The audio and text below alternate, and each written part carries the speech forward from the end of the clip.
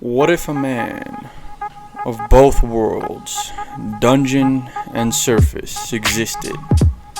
A common ground between the two.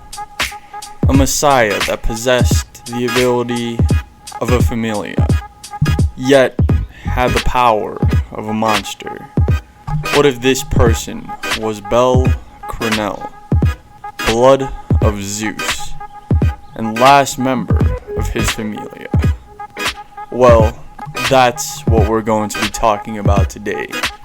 So, sit back, relax, and enjoy.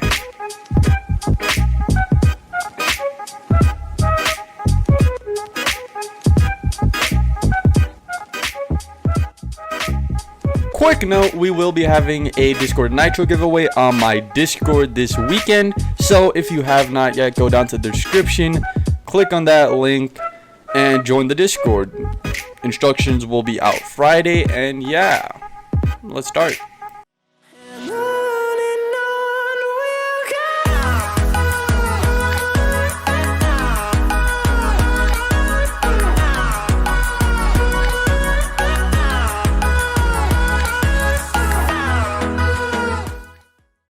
Our protagonist, Cranel, would be wandering the 10th floor, searching for the exit, as he is rising from the lower floors.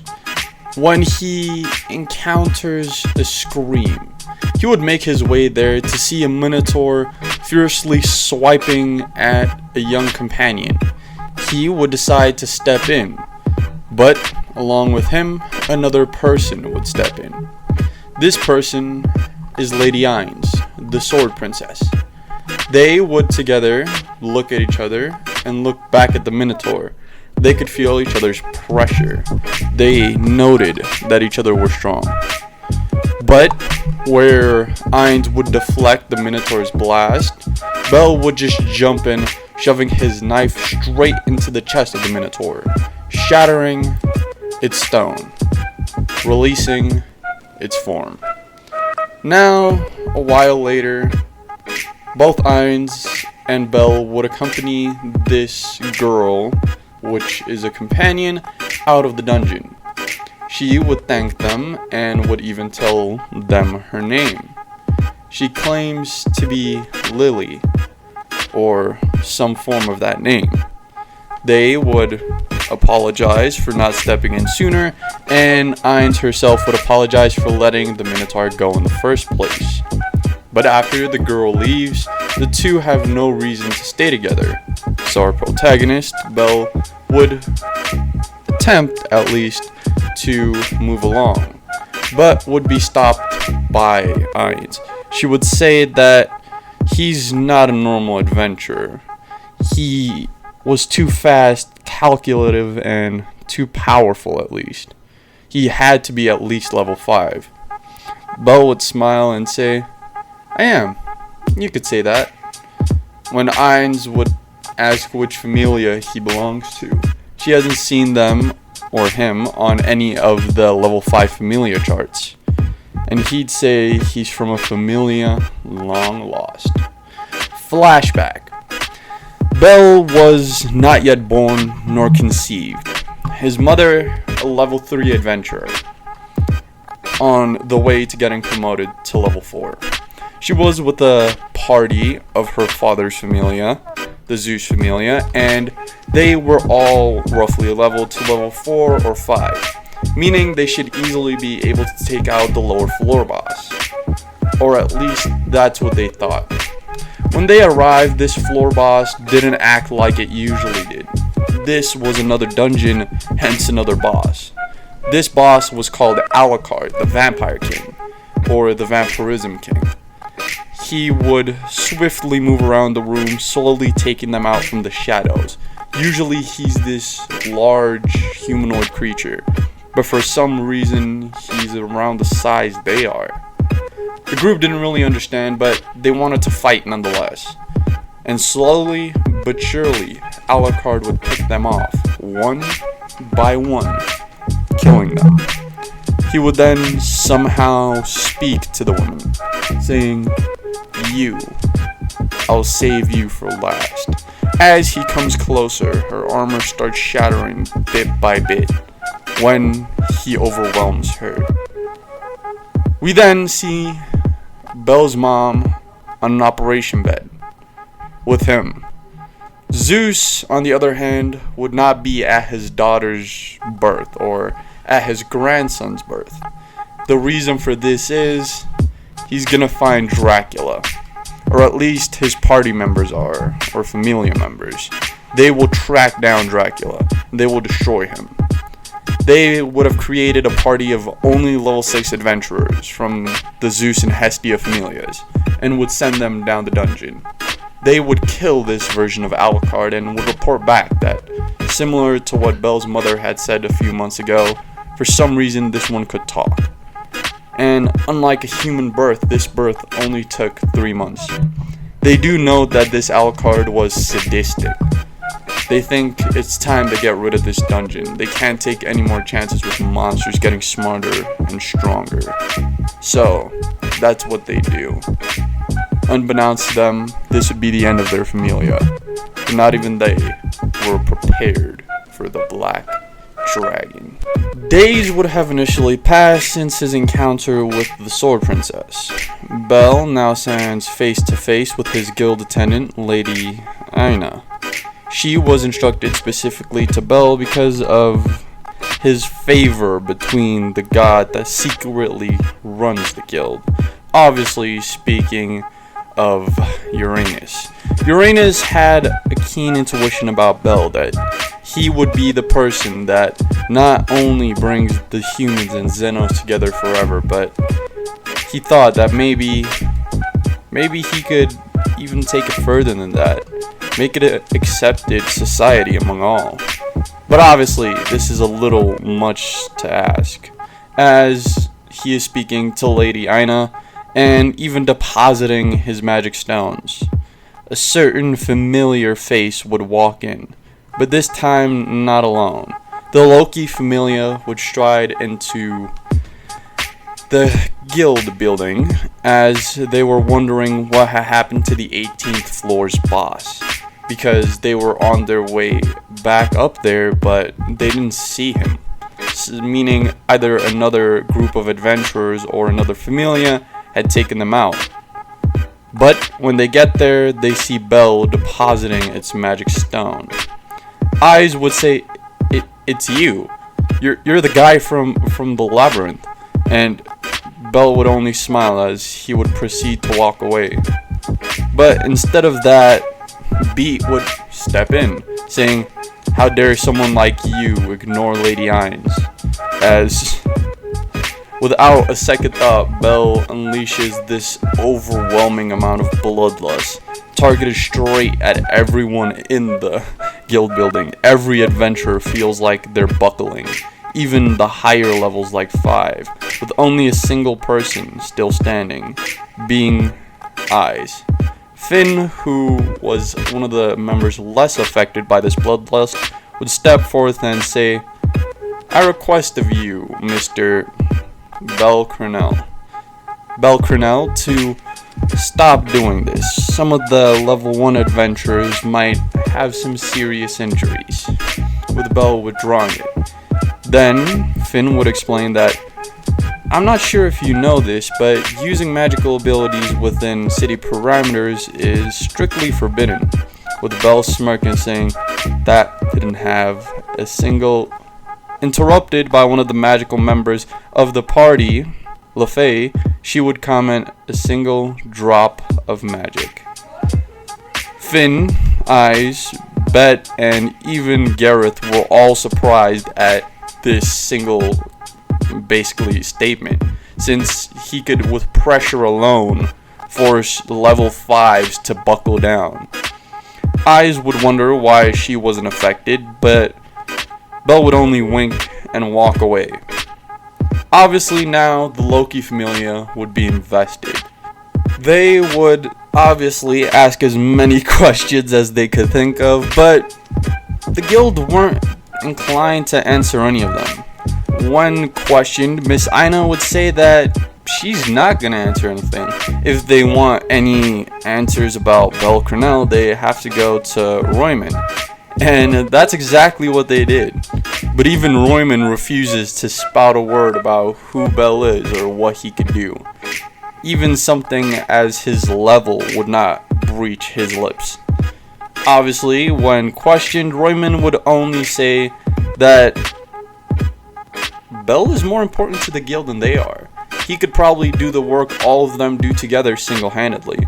When questioned, eyes would actually jump up. She'd say, "But he told me he's a level 5, with Royman saying, "Now did he?" I think you need to check again, as he basically shows them off. This is the first time the Loki Familia has ever been refused anything by the guild. So, there's no questioning it. They are confused right now. As they approach their guild building, they would exchange these words with Lady Loki. At the end, she would ask, "What's this mysterious adventurer's name?" But the look of shock that shone across her face when she heard Belle Cranel was above them. They didn't expect such a reaction from Lady Loki. Days had passed since the Loki Familia had told their goddess about this strange boy named Belle Cranel. She had been in a panic, in a daze ever since, sending messages to all sorts of gods. Her familia hasn't even had time to go on missions. Their funds will dry up soon. But nonetheless, someone would stand up. And this someone is Finn. Finn is one of the more logical people within the Loki Familia and would tell his goddess to calm down, or at least till they know what's going on and why she's so fearful of Belle Cranel. They would be cut short as the entire Familia would look back at a door to reveal Lord Hermes. When Loki would jump up, "Hermes, you're here. You saw my message, right?" And Hermes would just say, "Yep," as Belle would walk out from behind him. The look of terror that shone across Loki's face was immeasurable as she fell back, stumbling, saying, I didn't do anything, I swear." As Belle says, "Lady Loki, I'm not here for you. You were snooping around asking questions about me, and I wanted to know who was. So when Lord Hermes told me you wanted information on me, and I came here and saw who your familia were, I kinda understand it." As Loki would quickly stand up, fixing her posture, taking a deep breath. Okay, that's good. Obviously, the entire familia is shocked. Loki was terrified of Belle, to say the least. And for some reason, he's with Lord Hermes. Lord Hermes would then say, "So, Loki, that payment we were talking about if I gave you information on Belle." "What information would this be?" Belle asked to Hermes. And Hermes said, "Nothing really, just your stamp, the one on your back." As Belle just laughs, haven't updated that thing in years, as he leaves the Loki Familia room and eventually the compound. Eyes would be quick to chase, for she has so many questions, but nonetheless, he would disappear as soon as hitting an alleyway. In actuality, he just hid his presence and jumped on top of a roof when noticing Eyes. She had thought he vanished into the shadows or something, but he had just been watching her, saying to himself, curious girl, as he would just wait for Hermes. At the point where Hermes was far enough away from the compound, he would leap down, asking what he got in return for giving them his stamp, with Hermes saying, "That old status doesn't mean anything now. The amount of abilities and level ups you've gotten since that last update."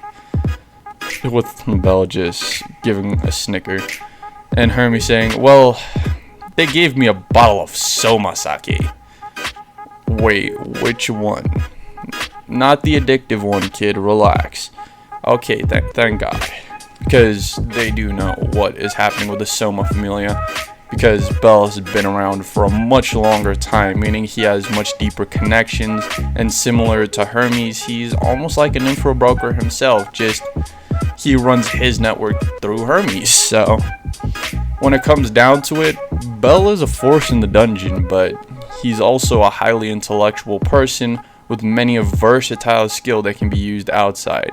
He has proven himself easily capable of gaining political gain, as he did in the Ares Familia, not physically joining it, but living in the kingdom temporarily, rising through the royal ranks, and even at one point forgiving Ares. Ares was one of the gods that did not help, but he is one of the gods that stood by. What this means is a little vague, and will be explored a bit more later on. But Bell and Hermes are walking as they split off. Hermes says that he'll see him tomorrow as Bell enters the building of the Ganesha Familia.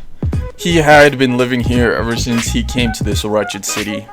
Believe it or not, Ganesha is one of his closer friends, and also connects him to one of his ally networks within the dungeon, the Xenos. But what these Xenos are is not yet to be revealed.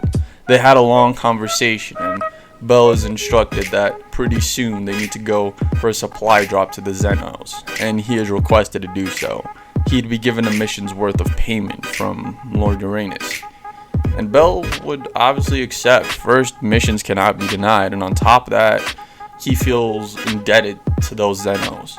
They might have saved him from a really downhill path. He would leave once again, for he doesn't really need sleep, at least now that he had vampirized, at least fully vampirized. He's in a state where sleeping, eating, drinking, none of which is needed. Sure, he could enjoy them, but everything just tastes like cardboard to him, so he'd just rather walk around the city, exploring, having fun, I guess, just with the dead feeling inside. He would one day walk across a broken church and decide to take a rest there. He would walk in and sit down. He'd be there for quite a while when he notices another presence. Hestia, the goddess that owned this church, would have walked in the door saying, What are you doing?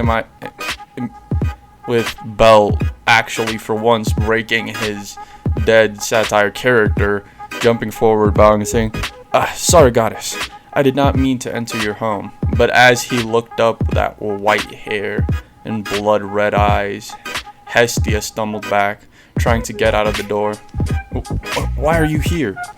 Obviously struggling to open the door itself. With him saying, no, it's not what you think, Lady Hestia.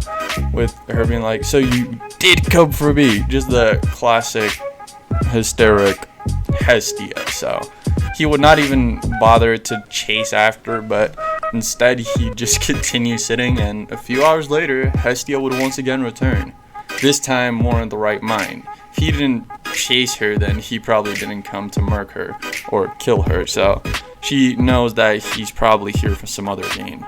She would quickly question what he has to do here, and he would explain that he didn't even know this was a goddess home. He just came in here by intuition. He wanders this city every single day, and this place just intrigued him, so he decided to hang out a bit. Hestia would now calmly open a door seemingly behind the stage, as Bell would just watch. She would tell him to follow. He would follow her down as she prepared some tea, and they'd sit and have a talk.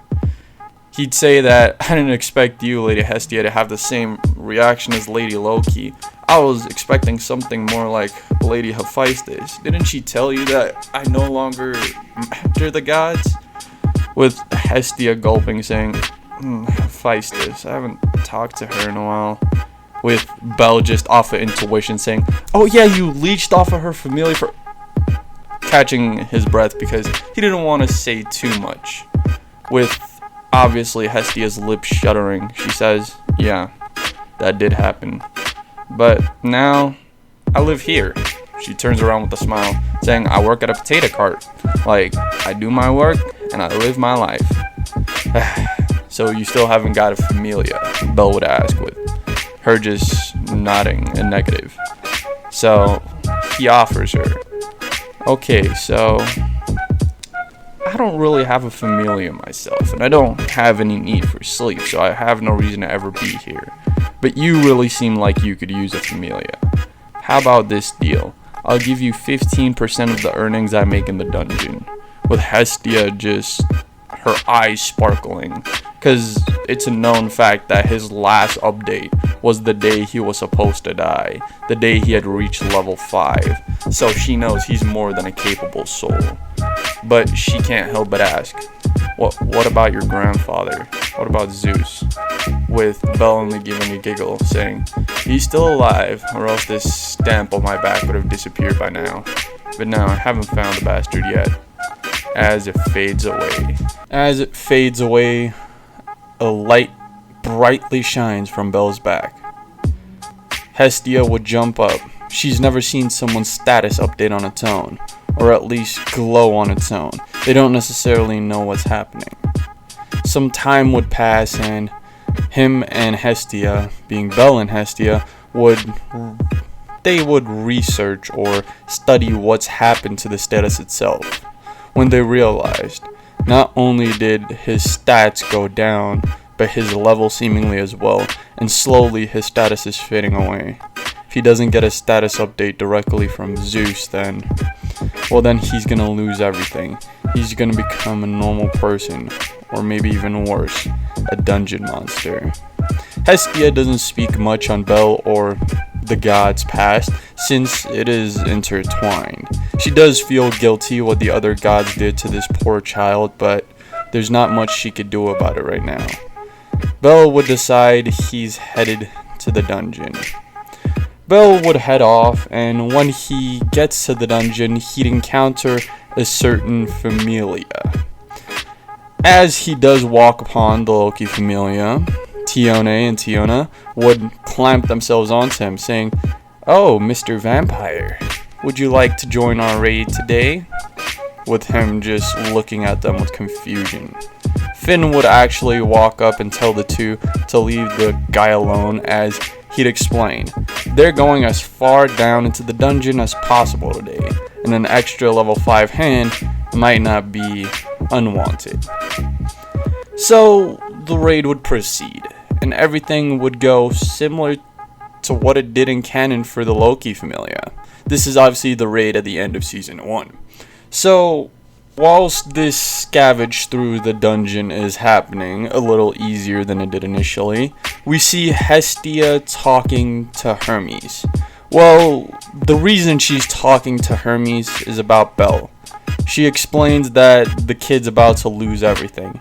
He might go berserk. This time, a familia might actually wipe him out, especially when there's more than just 3 low-leveled familia ganging up on him. With Hermes just giving a nod, as he calls for one of his own familia members, Asfei, or Lady Asfei. They would then start heading in one of the cardinal directions to go find Zeus. Why they're trying to find Zeus, we do not yet know.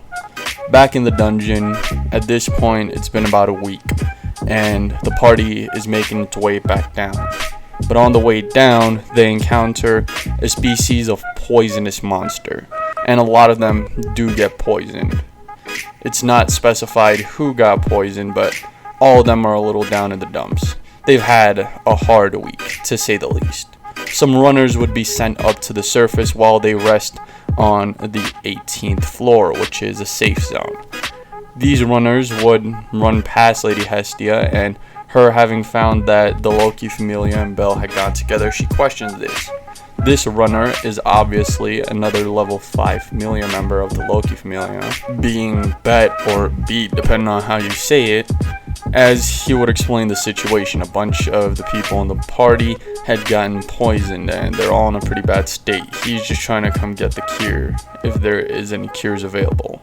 At this point, Hestia is panicked. She would start drastically looking for Hermes. Eventually, basically not only asking him to send one of his familiar members into the dungeon, but basically begging him to send someone into the dungeon. Bell needs a status update. After all, she was explained that even though Bell took out a majority of the monsters, he didn't seem to be level 5, at least not in power. Hermes would now say that, yeah, you're right, his status probably got even more distorted. He's gonna need this more than anyone else, as he would decide both him and his familiar member would head into the dungeon. Hestia would obviously bring up the fact that gods are prohibited from going into the dungeon, but Hermes would only reply with a, "Now where's the fun in that, Hestia?" And she would also insist on going along herself.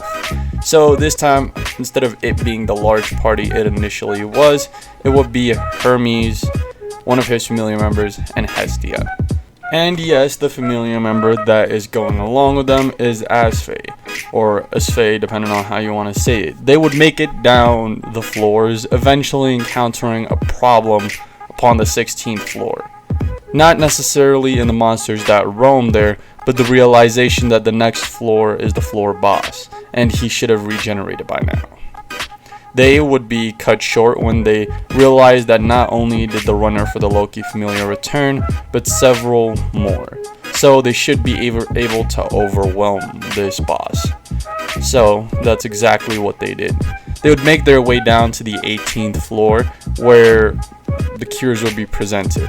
They'd see that Bell himself was okay, and Hermes would motion for Hestia to keep quiet for now. They could present it afterwards. They don't want too many people knowing about this. And for a while, things are gonna go normally. At least that's until the Sword Princess offers Bell's party, being Bell, Hestia, Lord Hermes, and the connected Familia, to go to a city within on this floor. Everyone would accept being interested, and as in the original, Hestia would want the perfume, and this time Bell, remembering his negotiation, would actually have feelings for her, not in the way of mutual nor God nor fucking relationship wise. He just feels like he needs to protect this goddess for some reason. This is a feeling he had never felt, not even with his grandfather's wife. Whatever, he would think to himself, as he would just buy it for her, and that's how he will continue. He would eventually make it to the tavern, where obviously some adventurers would be pretty pissed at him, but they would also see that he's not exactly okay. Some of these adventurers were actually down at the 18th floor the first time the Loki Familia was making their way down here, and they missed out on a lot of money because of him. So that's where they brew the idea. Hermes would still give them the cap of invisibility, and they would still proceed to capture Goddess Hestia. So when it came down to it, Bell would actually chase after the rogue goddess. Even though he's a vampire and his smell isn't the extremist, he was still able to pick up some sort of scent from her and follow it, since that perfume was strong. This time, obviously, not having Lilyruka there does mean that no one would save her from the forest. So just for simplicity's sake, she will be kept with the rest of the adventurers, quote unquote, where the battle would take place.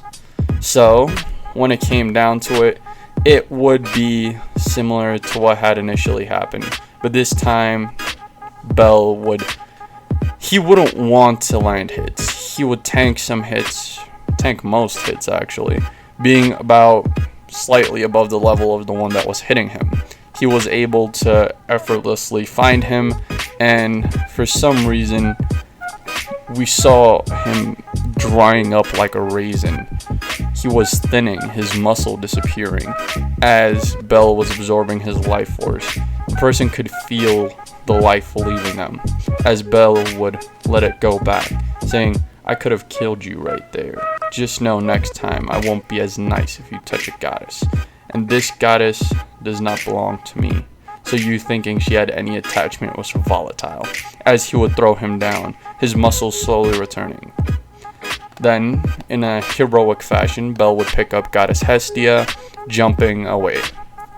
Not much time would change from him jumping to try and head back to base camp when the sky would turn red, or at least the crystallized roof. Monsters would start attacking from the forest, something they had not priorly done. And quickly, all the adventurers that were there would regroup. This is the dungeon break. Obviously, Belle, not being in exactly the best of positions, wouldn't really be able to do much apart from what he could have done originally. He would be able to regain his energy as he defeats more monsters, but that just keeps his stamina levels up. It's not really putting him in an advantage. And then there's that monster, the one that the Sword Princess and Lady Asfi were taking care of, the boss.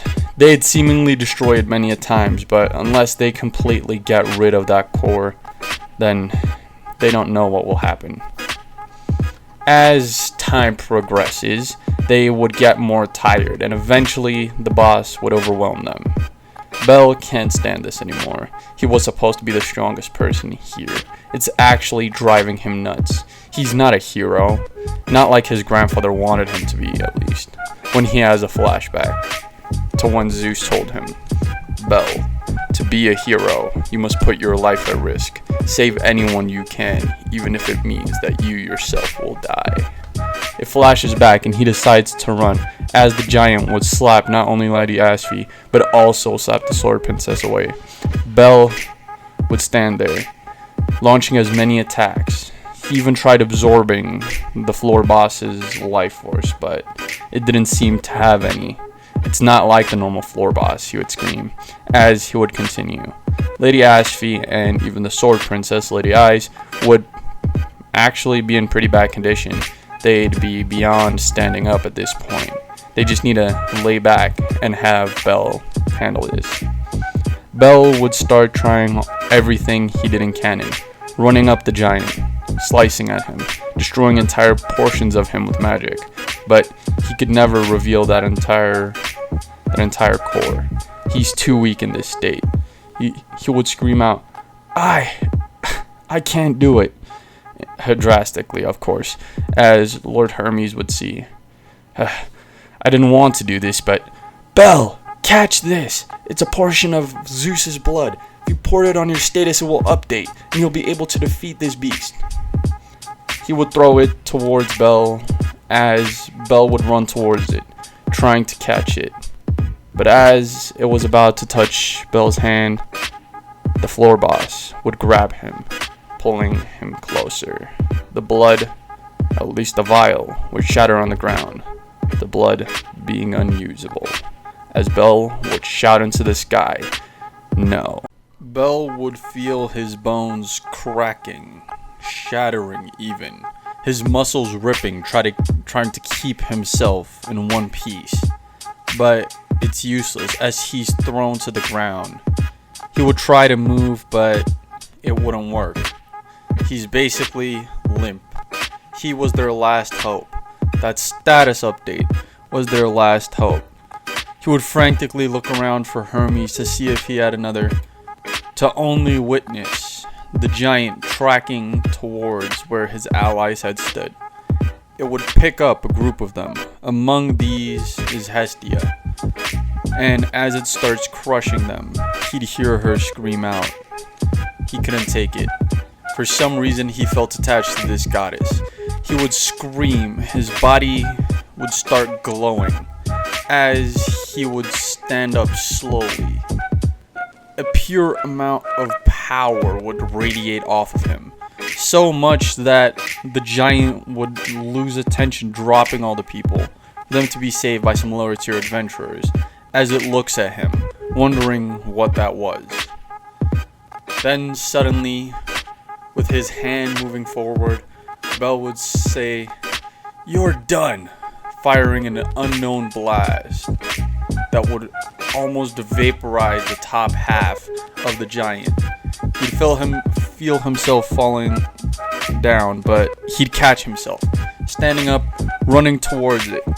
And as he does, he finds himself above the crystal. He put his hand on the boss crystal, yelling, "Absorb!" as much energy in the crystal as possible left it, going into Bell's body, destroying it in after effect.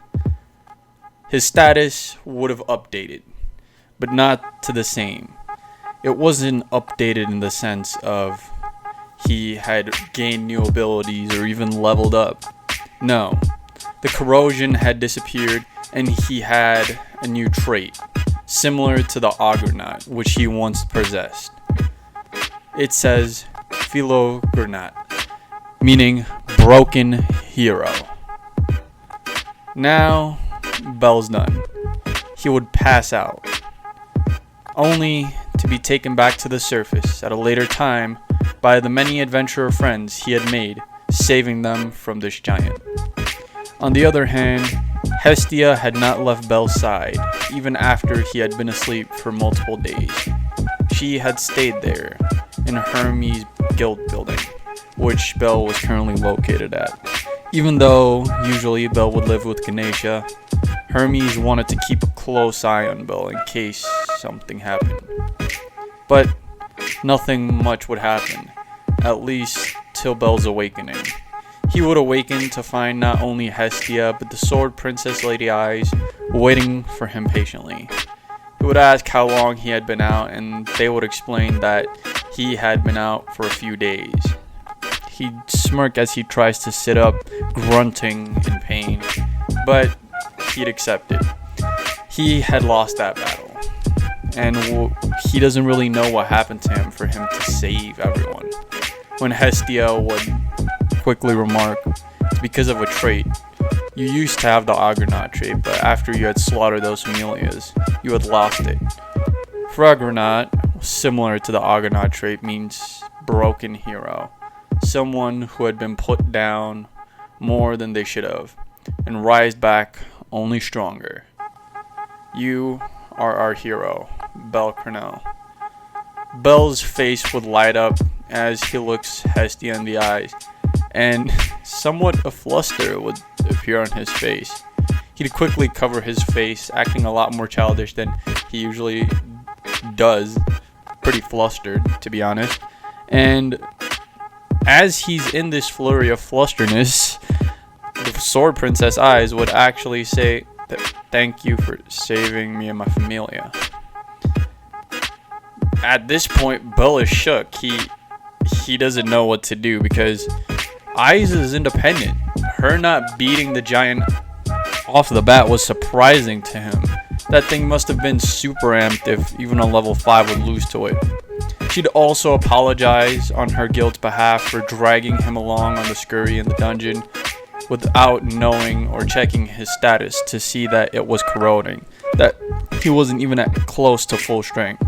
Obviously, because in the time they had waited for Bell to awaken, Hestia had more than scolded Eyes for taking Bell into the dungeon in the first place.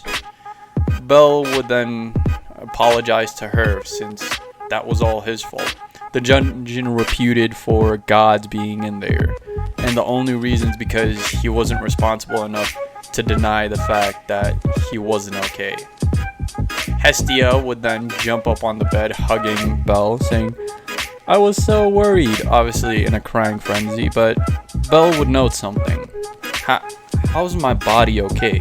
I had broken absolutely everything. When the Sword Princess would say, "At that last moment where you were falling to the ground, you had absorbed the crystal from that beast. Not a boss. At least I can't call it the floor boss since it was completely different. Stronger and much more."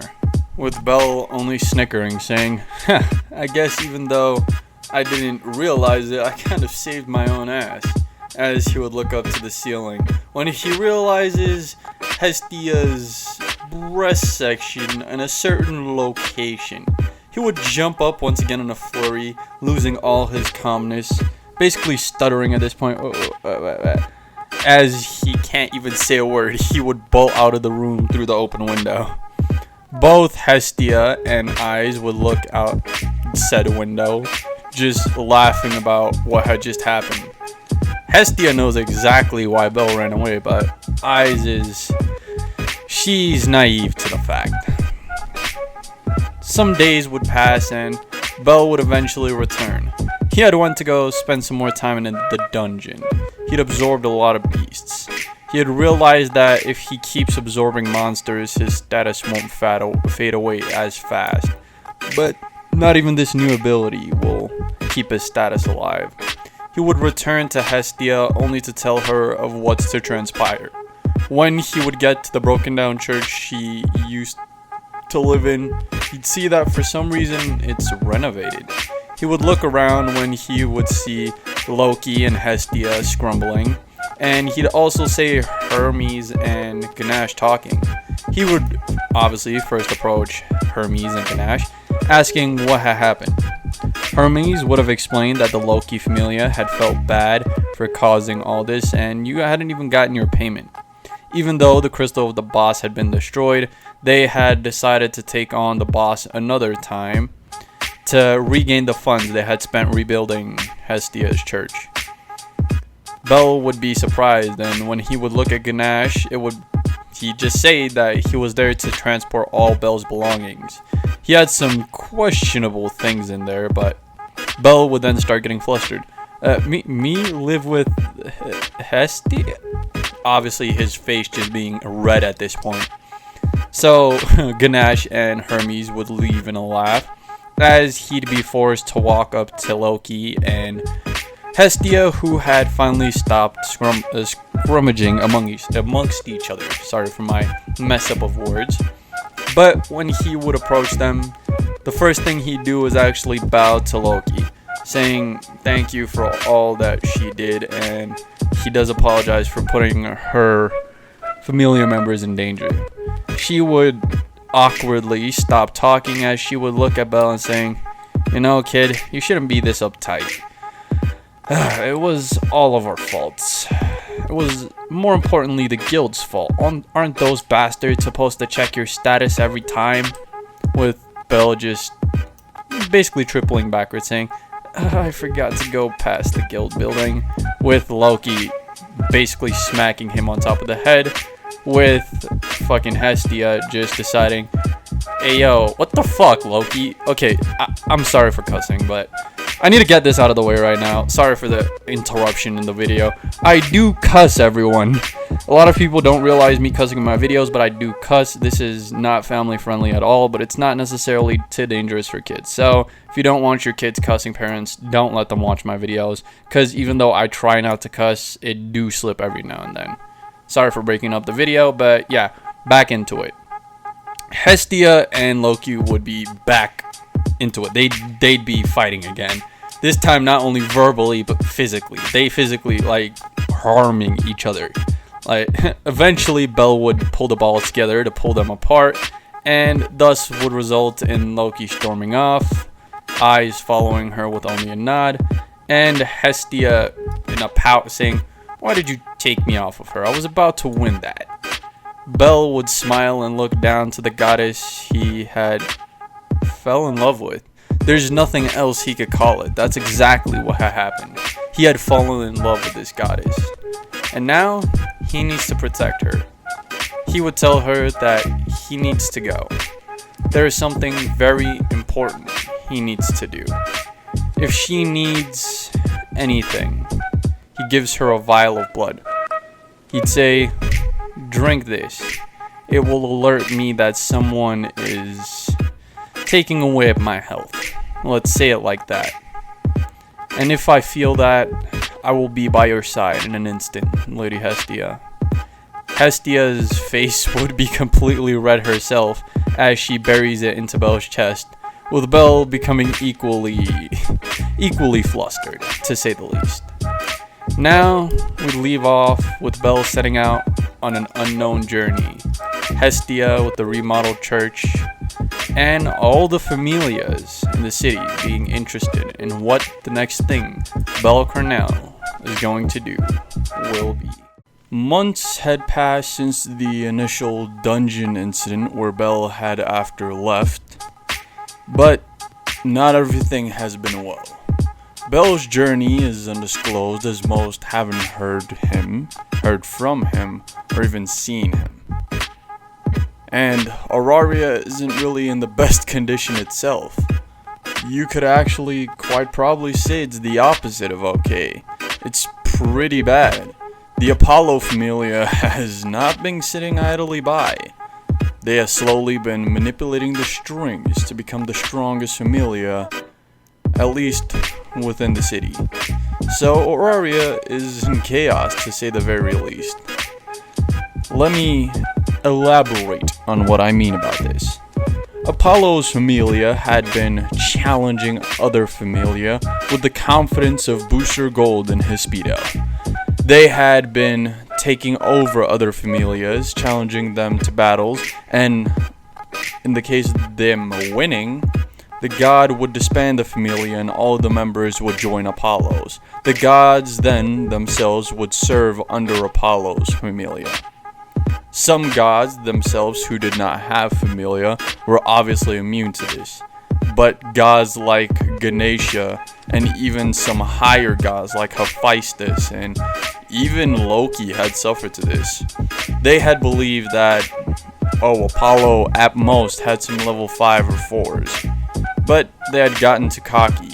They hadn't realized that Apollo had been challenging quite the few Familia, even from outside of Auraria, meaning he had stockpiled quite a few, and had actually a few level 5 hunters, or at least a few level 5 adventurers. And when it came down to it, the Ganesha Familia had completely lost, just like every single one before them. Loki, on the other hand, took a different bet. Obviously, Apollo had known if he challenged Loki outright to all that, she would deny it, and she had the sword princess on her side, so he couldn't take any chances. He'd get as many level 5s on his side first, so he came up with a strategy. All the level 5s he had currently under him versus all the level 5s Loki currently had under her. An excuse for those that go over the numbers, since Loki currently had more. At least, that's what she thought. She would accept basically withholding Finn and obviously Eyes, the Sword Princess, from the battle. But other people like Bet and many more members who were level 4 to 5 had been participating, and as far as they knew, there would only be a few. But they had quite the number of level 5s and had ended up overwhelming the Loki Familia, with the Loki only having Finn and Eyes by her side. As I said, Auraria is a battleground. At this point, Ishtar is still in control of the Red Light District, Freya somehow being in control of Babel, and Uranus ruling over the dungeon area and guild properties. So these are currently the powers, apart from the Apollo Familia, that is. They're trying to take over as much of Auraria as they possibly could. But it's all for naught. When we would see Bell, we'd see the torture he had been through. He had faced many a dangerous monster. He hadn't realized how bad the rest of the world had gotten around Auraria. Dungeons weren't common apart from those with big bosses, and in those, stronger monsters weren't that common themselves. But many small villages and towns had been completely wiped out since they didn't have adventurers above level 3, and had never expected monsters that strong to come out of their local dungeons. But they did. Bell would take on many a dungeon on his own, and would realize that there are monsters stronger than him, ones that aren't even that high level dungeon monsters. He would realize he has a long way to go. But in this time, his animalistic instinct had gone up a lot. But this time, unlike the first, he had been able to control it, use it to his advantage, to find his bastard of a grandfather, Zeus. And when he eventually did, he was expecting to burst in, demanding being released from his familia. But what transpired was a pretty big difference. Bel was tired. He had made it to Zeus's front door when he had collapsed. Hermes had finally broken and given Bel the location of Zeus's hideout. And what followed was one of Hermes' guild members, which we know as Asfe. Asfe is more or less Hermes' head honcho. She had been instructed to follow Bel while invisible after Hermes had dropped the location. Bel had not been in the right state of mind, but he didn't want to oppose Bel's will. The remainder of the steps that had been left by Bel, a mere few inches, if you would say so, had he been pushed forward by Asfe, and he had made it to the door. Hermes would hear a knock as a slam against the door, you could say, as Asfe had pushed Bel just that little bit further. Zeus would open the door to see a bruised and broken grandson. Even against his better judgment of helping his grandson, helping him after what he did, he couldn't help himself. After everything Hermes had told him about his grandson reawakening the Argonaut trait, somewhat changing it for himself, he is laying right in front of him, helpless and beaten. Zeus, out of the kindness of his heart, or at least what he had thought so of, would help his grandson. And what would come to fruition is a civilized conversation. After Bel had come back up, he would thank his grandfather, surprisingly not even being mad at him. They had a conversation about what happened in the dungeon initially, since Zeus had disappeared after finding out Bel had slaughtered entire familias and even their gods. But what he would hear next would scar him and grow a hatred towards some of the other gods themselves. Bel would tell him it was a night. He had risen through the ranks of familias. At the time, he was around level 4. He had commanded a few squads, as his grandfather had known. But what had come to fruition is all the lower familia that were helping the Zeus and Hera familias had, for some reason, rebelled. They thought of Bel as a monsterkin, someone who would bring them to ruin. So they had tried to kill them. Unlike what Zeus had thought initially of Bel being the reason for his mother's death, it had actually been she had been caught in crossfire, not by Bel's attacks, but one similar from his.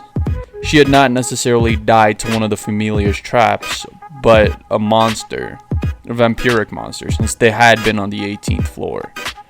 Zeus at this point was questioning his resolve. The entire reason he had abandoned everything is because most of his familia had been slaughtered by Bel that night. The rest of them dispersed across the world, including Bel himself. But he can't come back. No more status updates, no more anything. He's living a peaceful life. And what he could hear, Bel has people he cares about. He has friends in the Loki familia and had even fallen in love with the goddess, something Zeus had never thought possible. What he had heard from Hermes is that Bel had a hatred towards the gods, but what it seems is he only wanted revenge for his mother. Zeus would understand and tell Bel to lift his shirt one last time, and without Bel even questioning it, Zeus would release Bel from his status. Bel would start feeling bloodlust overwhelm him. Zeus had expected this to happen. When he was released from the contract, his vampiric side would start taking over. But no, Bel had been able to resist it. And Miss Asfe had for not released her invisibility, thinking that Zeus was in danger. But it wasn't. Somehow Bel was able to resist it and even sense her presence. He would call her out and she would reveal herself and reveal Lord Hermes' doing within Bel reaching here. Zeus would thank Asfe and she was about to be on her way, but Bel would ask for her to accompany him back. But she would say that, is he sure he wants to come back? Auraria isn't the greatest place right now, as they would explain everything. Zeus would tell his grandson to rush ahead. They could have a family conversation another time. He'll be here, waiting. And Belle would need to go swoop in to save the day. One last time. We start off seeing that much had happened since we had last spoke, or since the story had last progressed. We see that Belle had not only returned to the city, but something is in motion. We see a bunch of gods like Hephaestus, Hestia, and even Hermes standing around a table. We hear them talking about how they need to stop Apollo's rampage, him taking out Familia. When they say that they need to start gathering people. As we see them talking, we see people being recruited by members of each of these familia. We see one of Hermes' guild members recruiting an elf that works at a tavern nearby. We see some of Hephaestus' guild members readying up. And we even see someone walking out from the shadows. We see a little girl who was once a part of the Soma familia. We then get introduced to her story as she thinks back. She thinks back to Apollo disbanding the Soma familia and how she feels set free. But those who she stole from obviously didn't forgive her. Lady Hestia, on the other hand, had given her a place to go, and had even contracted her. Lady Hestia is her goddess, and she will always appreciate her. On the other hand, we see that Belle had formed a connection with Hestia as well, finally signing her contract. They had spent a lot of time together, and we also now know that quite some time has passed, about a week or two, when we see a complete squad. Belle, Lily, and Wells. These were the main people that were gonna participate in this challenge. Hermes would then also introduce the elf that he had sent for, and would mention on how, from a favor from him, she would be participating in this event. When an unexpected group would arrive. This group comprised of 3 people: Lady Loki, Eyes the Sword Princess, and Finn. They would say about how they need to cash in when they'd go over the terms. We'd have a flashback to all these gods standing in front of Apollo demanding a match.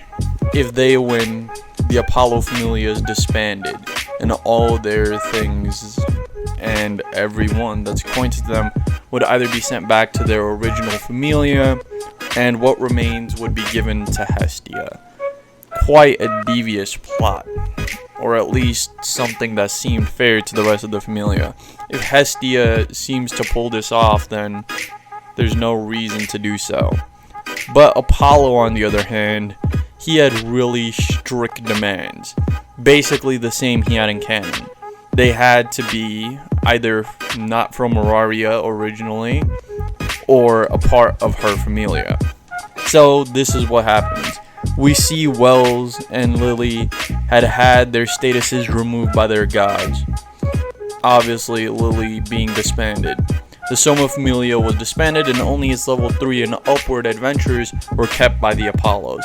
Since Lily was barely a level 2, she had been left to the dust, and found by Lady Hestia, given a contract earlier, joining her Familia. Wells, on the other hand, did so by request of Lady Hephaestus. He had spent some time around Belle and seen how he had been a brilliant strategist, to say the least. So we have a group assembled, when once again, as I said earlier, Lady Loki, Finn, and Eyes would step in. Obviously, it will be questioned why they're here, but no one is sure to answer. Finn would say on behalf of Loki that they're here to help. Obviously, they'd ask how they would even be able to help, since people have to be a part of Hestia's familia unless they know someone that's not from Auraria or any familia within Auraria. When Finn would actually say, to the contrary, only to be interrupted by Loki. We're letting you have eyes. This would shock everyone, and Loki would begrudgingly explain that Eyes had requested to help. This isn't necessarily for the help of their familia, but for Loki's familia. She wants to see all her friends return to their appropriate familia and wants to help dish out justice.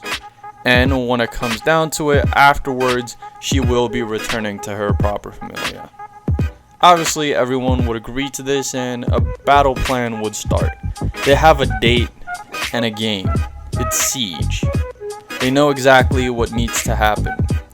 Wells just looks amazed at this group of high-leveled adventurers and Lily, and would wonder how he found himself here. But there's no time to wonder.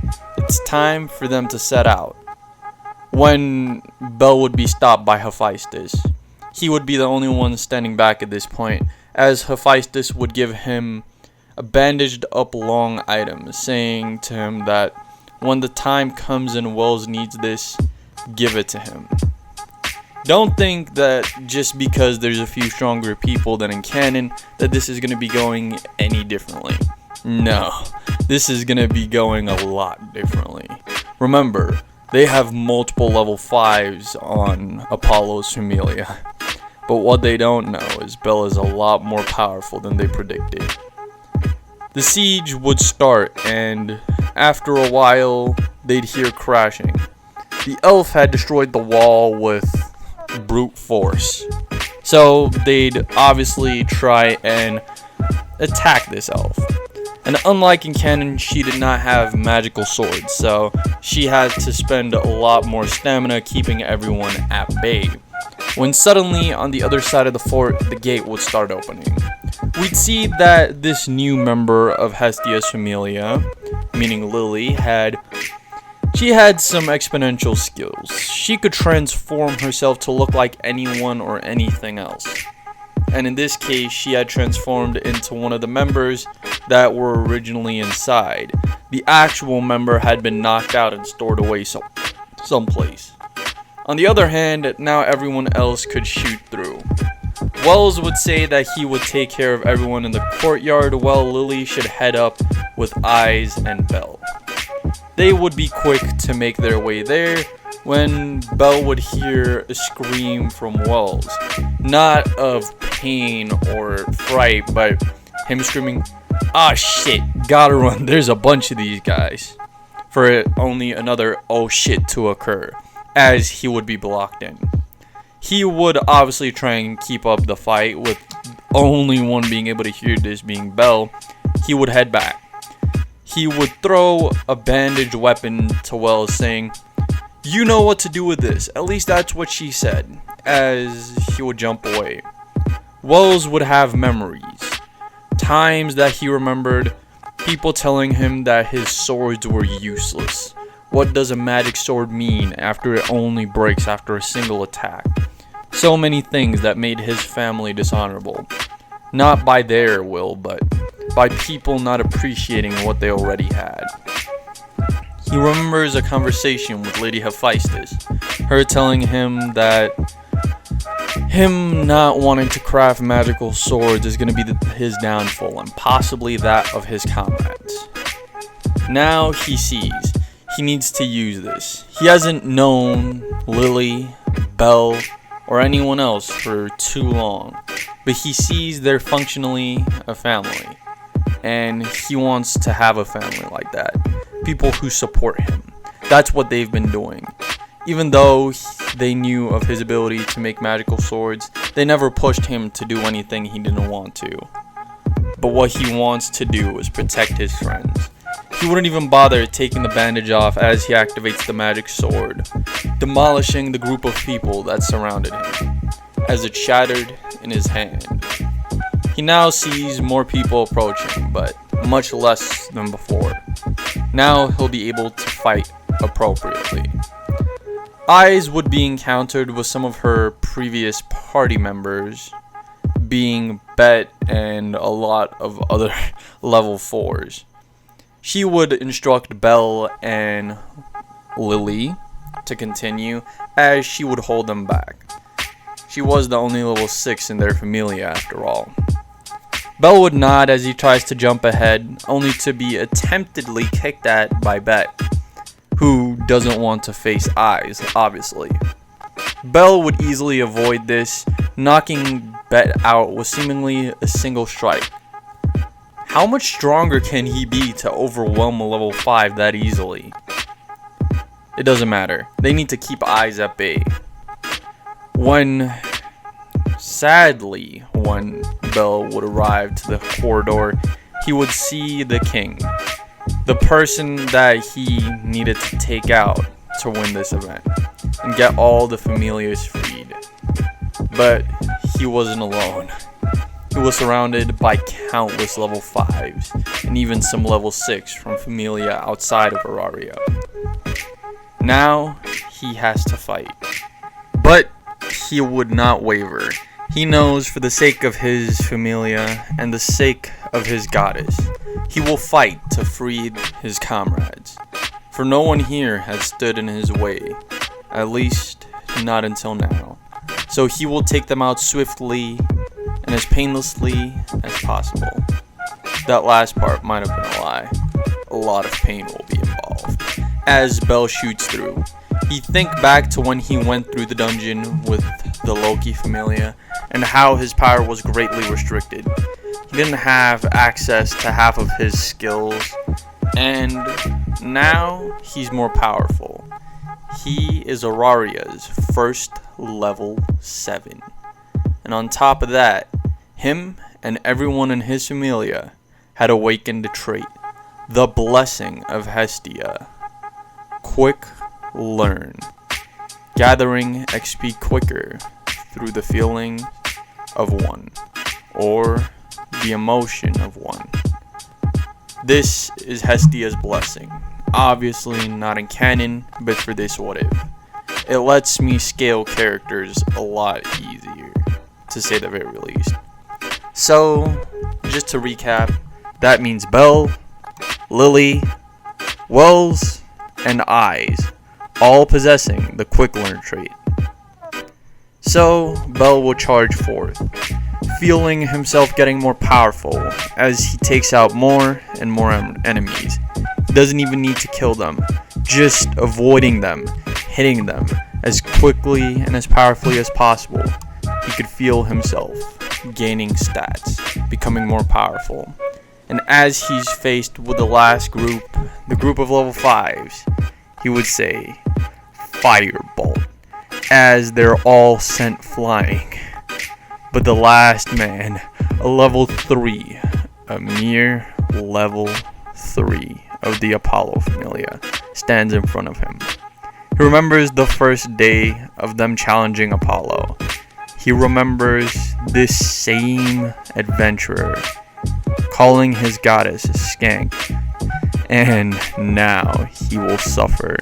He would grab this adventurer by the neck, saying that he doesn't usually give in to his animalistic nature. But for this would be an exception. Absorb.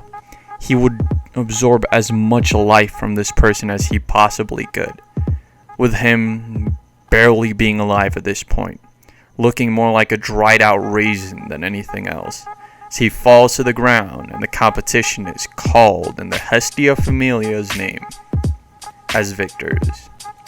Soon after, the Apollo Familia is disbanded and their property actually sold off, for Hestia had a repaired church and more space than ever for living. Surprisingly, the Loki Familia's architects did a lot, expanded a few rooms down below, and the church itself had places like a kitchen and proper washing room, so they didn't really need a new place to live.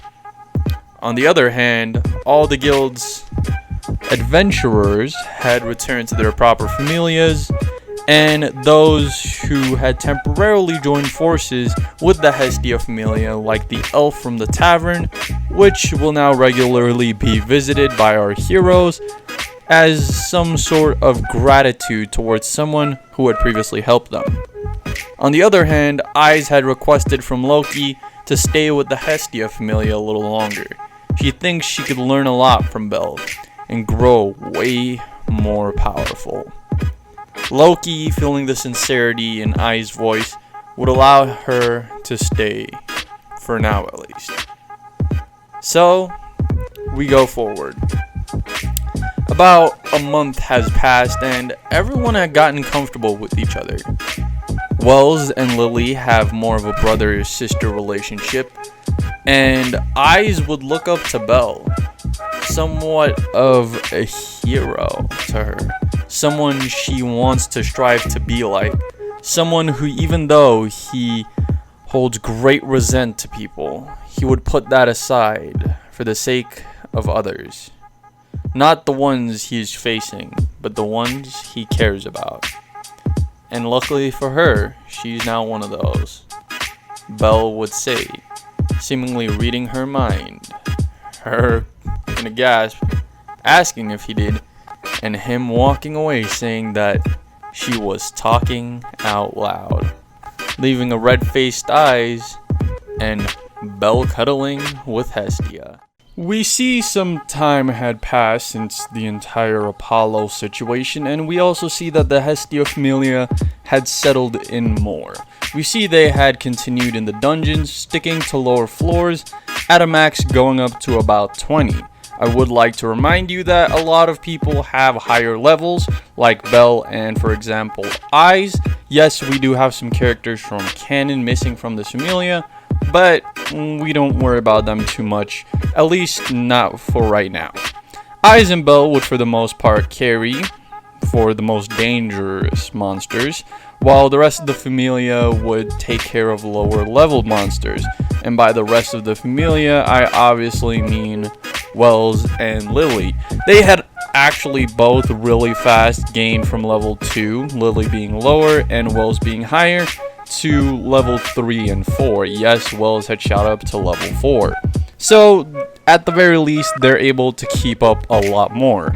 Wells had gotten past the fact that he can now craft magical swords again, and would actually take it into dungeons just in case. On top of that, his armor smithing had went up to a whole nother level, and he had even started incorporating raw materials into the items he makes, like leather and much other things like monster pelt, which he could use for things like fire resistance, which does come in useful on the higher floors.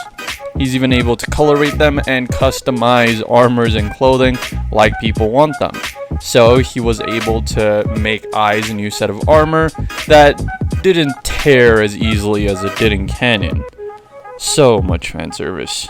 And even when it comes to Bel, he was able to make Bel some fire resistant clothing, and that was about it.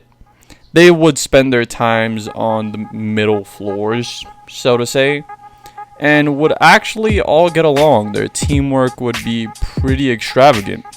And while time passes, I would like to remind you that Bel doesn't sleep, so what he would do at night is actually run errands with Lord Hermes.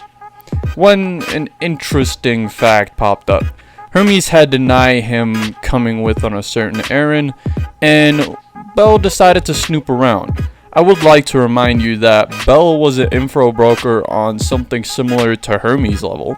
So what he'd quickly find out is that Hermes was transporting some items. These items were highly valuable. And what he also knows is that these items caused a clash between two gods. The gods being Ishtar and Freya. So there's something really curious happening. Even though Bel didn't mind Hermes, he knew Hermes wasn't to be fully trusted. He was a slippery one. And seeing that Asfei also hung back means that Hermes doesn't want anyone knowing about this. So Bel would decide to follow. But as he left their compound without Hermes by his side, some of his familia members would grow curious, and in this specific case, Wells, who was up making some more weapons. Wells would then sneak out and would eventually encounter a group of people from a different familia, being Chigusa and Mikoto. Mikoto in the original was a part of Hestia's familia after the Apollo games, but there wasn't an earlier interaction between the Hestia familia and Mikoto, so there was no reason for her transfer. And even though there was no reason for her transfer, they did actually still know the Hestia familia, as we do come to find out that I don't know how to say this dude's name, Takamiku Zazushi, I don't know. His familia had also fallen in under effect of the Apollo games, so they are at least acquainted with each other. When Wells would question where they're going, they would shrug it off. But now Wells is even more curious. Bell and these girls are all headed in the same direction. Up to his knowledge, they don't have any prior connections, so this is curious, to say the very least. He would follow along and eventually see the two girls snooping and asking questions. They were looking for a foxen kind. Very curious indeed. On the other hand, Bell had eventually caught up to Hermes and had actually said that he knows what's happening now. Hermes would gulp as Bell had got that information awfully quickly and would ask him to tell him what this information is. Obviously trying to root out a bluff if there was any. Bell would quickly tell Hermes what's going on, and this would cause Hermes some panic, but there's nothing he can do now. He would say that Bell could come with, is just he can't be faced with Ishtar. For reasons. Next thing we see is Bell waiting in Ishtar's red light district castle type of thing, as Hermes had went to her quarters, when Bell himself was faced with an all too familiar toad slimy face. This is Frayne, or Frayne. I'm gonna call it Frayne. So Frayne is a giant woman, to say the very least, and had prior altercation with Bell. She had known him since he had come into the city and had lusted for him. She had lusted for a powerful man that she had no chance of breaking. And Bell, it's little to say that Frayne isn't his type, so he'd go on the run with her on the chase. Frayne would eventually convince some other people to help her chase down Bell, obviously being other people in her familia like Elsha and the other two. But this would lead to nothing, as Bell himself would stumble into a room. When he does enter the room, a foxen kind girl would approach him saying about how she would be serving him today. And little to say, this was the red light district, so he knew what was going on. But moments after her approaching him, she would faint. He would try and wait for the girl to wake up, as this is still a safe place to hide regardless, as he would hear Frayne's goonies running around looking for him. When this girl eventually wakes up, she would have an altercation with Bell. This altercation would go most like canon, where he explains that she had passed out and she would swiftly apologize after he would explain that that wasn't what he was in here for. He was actually running from someone else. This was very interesting to her, but she would shrug it off. They would then start talking about the stories of old heroes. Not the ones of fiction, but the ones that slayed the dungeon bosses. The ones that had broken free and terrorized entire kingdoms. But unlike previously, Bell didn't only hear these stories, he was there to experience them. He would explain to her the extravagant experience of watching these heroes of legend fight. But he also had the horror experience of seeing them die. Obviously, he would not bring this up to her, but he would still talk about how all these people had heroic, great lives. People that he wished were still around today, solidifying a connection between the two. She would then start talking about a fallen hero she had heard resides in this city. Someone that might save her one day. As she looks up into the sky, saying a little too much, as Belle would realize that she's probably not here by her own fruition. She'd shrug it off, but Belle had already caught on to what was happening.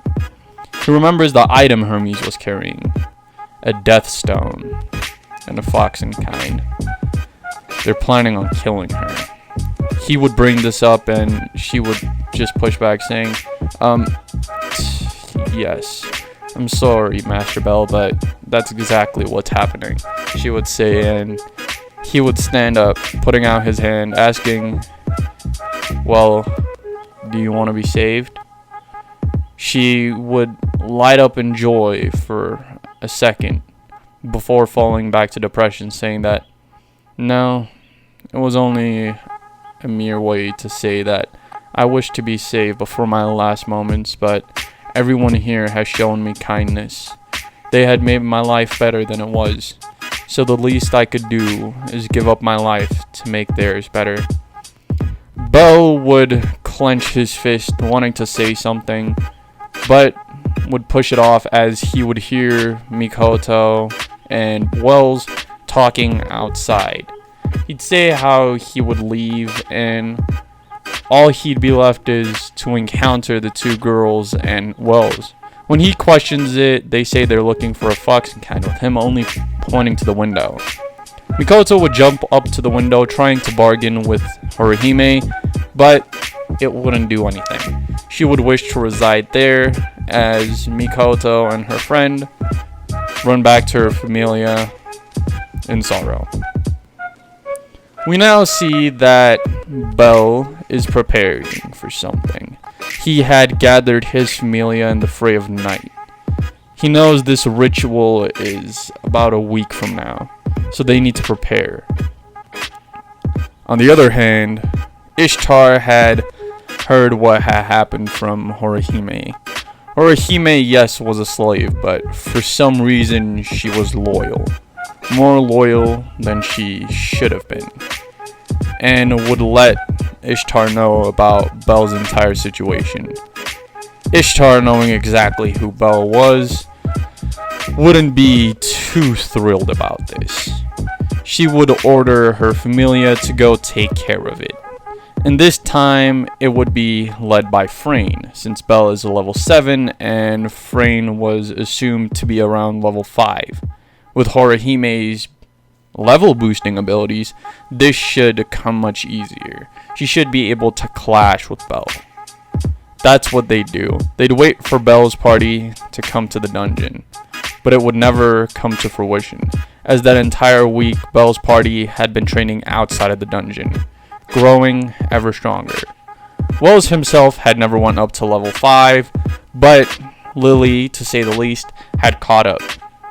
Belle, on the other hand, could feel himself on the verge of becoming all so much more powerful. And while he was out at it, he had gotten a new skill point. Not exactly going up to level 8, but he had unlocked a skill called Life Control. He was able to take the life force from any being, including himself, and using it to summon construct-like weapons. He would see this come very useful. Eyes, on the other hand, had successfully leveled up to 7. Obviously, this is where things get a lot harder. The skill Quick Learn was effective, and it's only been a few weeks and she'd been able to level from level 6 to level 7 herself, making her and Belle the only level 7s in Auraria. But on top of that, this is where it gets complicated. They don't really have many monsters in the lower floors of the dungeon that could help them level up past this point. But they can't go further down the dungeon because of their teammates. So for now, they'd have to stick to level 7. And that's when they do it. The night of the ritual had come, as Bel had known how the ritual worked. It was a night of a full moon.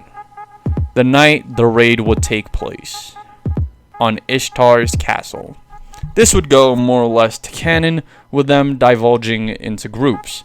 Mikoto and the rest of Lord Tsuchi's, and yes, that's what I'm going to be calling him, Tsuchi's familia would also be there. They would have all cooperated and decided they'd go as a party. Them being indebted to the Hestia familia is obviously a reason, but obviously all of them being friends with Horihime would want to stop this themselves. They would go, and most would go to canon, with obviously Mikoto being the one to actually find Horihime and alerting Bel and Lady Eyes. They would head up, and this is where things would change. Frayne would obviously tell Horihime to use her level up magic / sorcery on her, and that's what she'd do. She'd apologize, as she knows that this could be bad for Lady Eyes and Bel. Eyes would instruct Bel to move on and go get the girl, but Freya would jump in front, saying that they don't stand a chance. The Sword Princess looks at Frayne with a stare like no other. She would exclaim that she had once been able to keep up with her, but now she is far behind, even with that level up sorcery. Eyes would charge, with Frayne barely being able to keep up. Bel would obviously make it past, as only 2 people at this point would remain most likely. Obviously being the other 2 of Ishtar's familia that actually mattered in any capacity, being Aisha and whatever the blonde girl's name was. They would obviously not really hold a cone to Bel, as he would simply blitz them and move on. Horihime would beg him to leave, as Bel would get more and more frustrated. He'd scream out to her as other people that were fighting, specifically Mikoto, would be found, being healed, making sure that she's not basically dead, similar to canon. But this time it wouldn't be by the guy from Freya's familia. It would actually be the people from Lord whatever the hell Mikoto's familia dude name is. Sorry, I really can't say that dude's name. So, when it comes down to Freya, she had still decided to raid Ishtar. What a better time to get rid of competition than right now. She had obviously heard from Hermes, because Hermes is weak-willed, and with a little bit of lust thrown in there, he would spill any information. So, she would still end up killing Ishtar. This time, it just wouldn't have anything to do with Bel. This time, it would actually have to do with Horihime. We'd find out that Freya had actually been after Horihime herself, but after Ishtar found out about Horihime, would grab her out from under Freya. Freya would push this off, as she would find that the same soul stone that she was after, or death stone she was after, was then taken by Ishtar as well.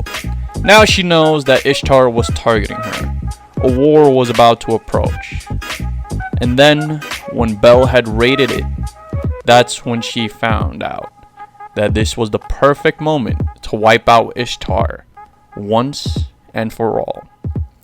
Back to Bel. Bel had gotten frustrated with Horihime constantly begging him to just leave because he might get hurt. He'd scream out, "I was that fallen hero. The fallen hero you had questioned. The one you had wanted to save you, that's me. But I'm not here to save you. I'm here to tell you that you need to save yourself." His eyes would glow dark as he would rip out something that seems like life force, glowing bright red. As it would warp into a sword, he would slash backwards. Frayne had jumped up and tried to attack him, but obviously he had sensed her presence moments beforehand. He'd looked back to see Eyes was pretty tired, and this rank up magic was pretty useful. But all Bel would do now was cut the change holding Horihime and walk away, saying, "Sometimes you can't have a hero. Sometimes you have to be your own hero. Now go ahead, little fox. Save yourself.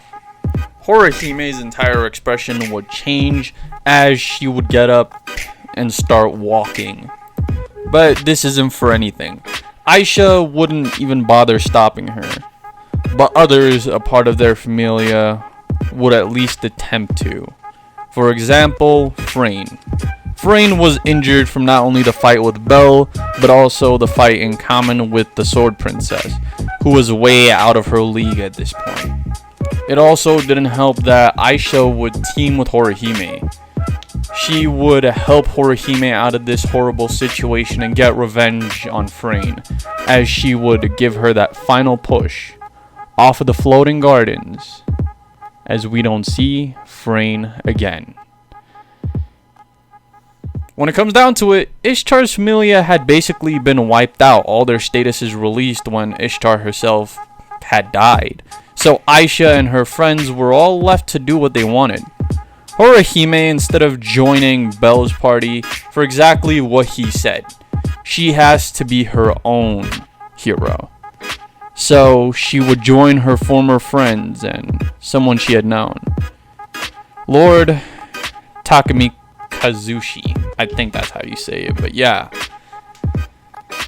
That's the party she would end up joining, meaning Danmachi Season 3 is going to be a lot different. Not exactly having all the interactions between Horihime and Belle. But we do have eyes on board, and the weird relationship, romantical relationship we got going between Belle and Hestia. Obviously wouldn't talk about that too much right now. But yeah, that's basically going to spell it for the end for the entire first 2 seasons of Danmachi. There won't be another part to this until next October. I really do hope y'all enjoyed this. It was really fun making this series, and I look forward to continuing it in the future. But if you're seeing this, tomorrow we are releasing a new series in What If Belle Joined Ruff's Familia, and it would have a similar build and structure to this. We're going to be going over the first 2 seasons and then pushing it off until season 4 appropriately starts. That's where we would finish it off. Obviously, to make sure we don't go over any manga spoilers. I would also like to say that these videos are edited by our lovely editor Steak, and I would like to thank the Dragon Lord for creating our intros and outros. Talking about that beautiful outro, roll that baby. 1, 2, 3, let's go!